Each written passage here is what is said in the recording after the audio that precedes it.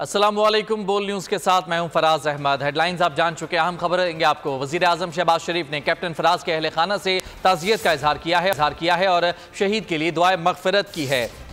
وزیر اعظم نے شہید کے اہل خانہ سے کیا بات چیت کی، آئیے آپ کو سنواتے ہیں۔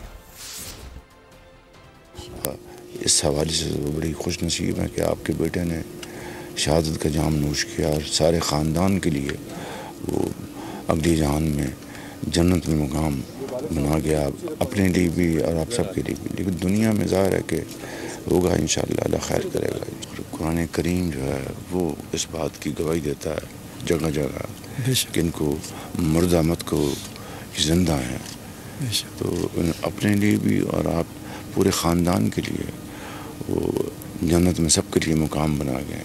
اللہ ہمیں آپ کو صبر دے، یہ قربانی رائے گا نہیں جائے گی۔